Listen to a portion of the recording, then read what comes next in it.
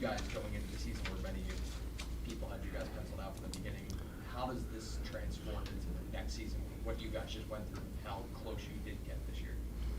Yeah, I mean, I think you look at what everyone said about us before the year and where they thought we were going to be, and I think we just use it as fuel the whole year just to prove people wrong. I mean, I think we had a lot of guys that whether coming off injury or coming off a down year and had a lot to prove, and I think we banded together and proved to the league that we're a really good team now. And obviously it's unfortunate that we missed the playoffs, but I think just building on how good of a season we had and how many good stretches we had, it's definitely gives us a lot of confidence heading into the next year. And I think we kind of set a standard the last 2 years on how we need to play to win in this league. And I think we feel really confident about our team game and playing Flyers hockey.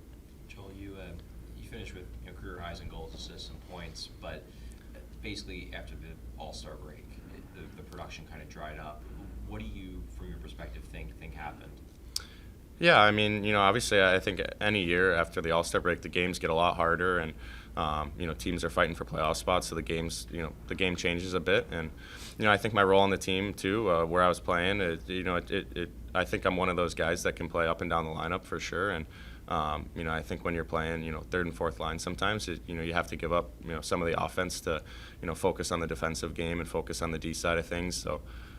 For me, I just, whatever role I was given, I tried to do that to my best ability, and I wish I could have produced a lot more and helped the team in that aspect. But like I said, it's the games get really hard after the All-Star break, and teams tighten up defensively, and I think there's a lot of recognition with how teams play and certain guys and things like that. So definitely would have personally would have liked to help a lot more and produce more, but it's the past is the past, and it sucks, and I take a lot of responsibility for a lot of that stuff, and I definitely need to be a lot better.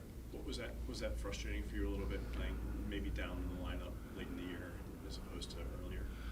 Yeah, I mean, obviously I personally would love to play as much as I can, but like I said, whatever role I'm given that night, I try to just do to the best of my ability.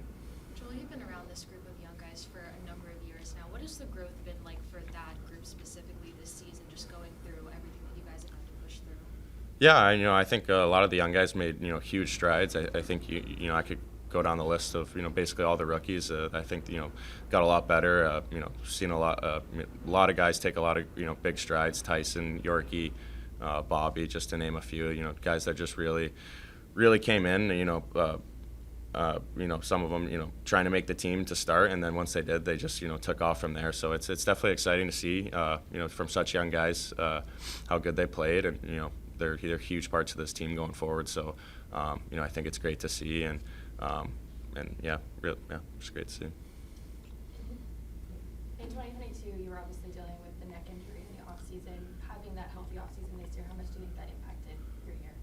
Yeah, 100%. I felt, probably the best I've ever felt heading into a season. I've, spent every summer here since I've got drafted. So just, being familiar with Dan and Derek in the gym and things like that has been really good for me. And I feel like I really pushed myself really hard this past summer. And, I feel like right when the season started, I felt super strong and really good. So probably plan to do a lot of the same this summer. So just keep going from there. Obviously, Dan and Derek are really really important, and they help me out a ton with just diet stuff. Obviously in the gym, but away from the rink stuff too. So it's cool, and they mean a lot to me.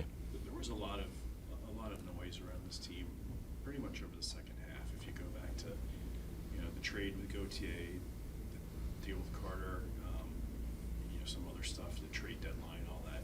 How do you feel the team handled a lot of the outside noise? And did the team maybe learn something about itself, that you have to tune out a lot of the outside stuff and just focus on what you can focus on? Yeah, 100%. Kind of just like you said, I think we obviously can't control a lot of the stuff that happens, and obviously with media or whatever it is, I think as a pro you just have to come in and it's business, and I think the group handled it really well. Obviously, like you said, there's a lot of stuff going on, and I think we all kind of just stuck together, and I think we did that the whole year. We just kind of stayed as a group, and when you're playing for each other, I think it shows out there, and I feel like I'm really proud of the group for how we handled a lot of stuff. Joel, a few weeks ago when you guys were kind of in the heart of that 8-game losing streak, you had said about how we know we're a good team, we know what we've done. It almost seemed like you were saying that because maybe you were worried that the team maybe was forgetting during that run. Did you think that might have played into the losing streak, that maybe some doubts started to creep in when the losses started piling up? No, I don't think we ever had doubts. I think the whole year I think we knew how good of a team we were.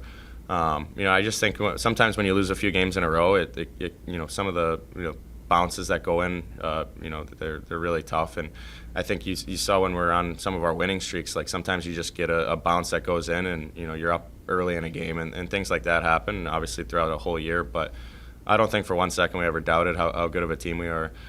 You look at even the last month, we played some of the best teams. We beat some of the best teams, and we played to really close games. I think I don't think for one second we ever doubted that we were not good enough.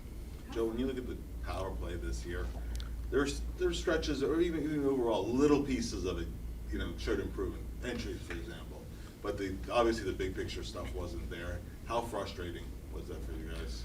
Yeah, definitely. It definitely sucks. Especially being on the power play, it's really frustrating.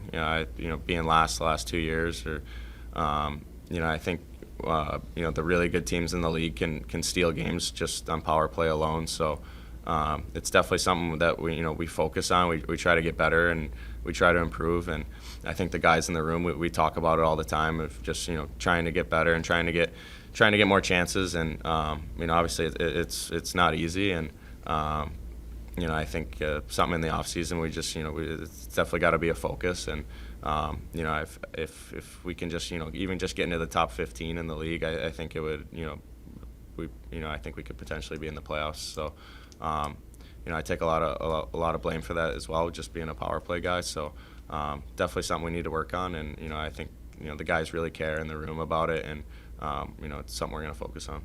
Joel, what do you think taking from this year? What do you think you can do moving forward? What do you think you maybe can improve on next year with your game personally? Yeah, for me, I think just holding on to more pucks down low, and obviously I think a lot of my game can use work and things like that. But something I've really focused on the last few summers is just down low play. Being able to skate away from checks and things like that. I feel like when I'm on the top of my game, it's when I'm holding on to pucks and creating chances and not getting rid of it. So obviously I think I could name off probably 15 things I'd love to work on, but that just comes to the top of my head. Joel, you talked about kind of moving up and down the lineup, and obviously everyone can do that sometimes. The Sean Couturier, even the most tenured player, got bumped down the line. But do you feel like your next step is maybe solidifying a spot in the top 6?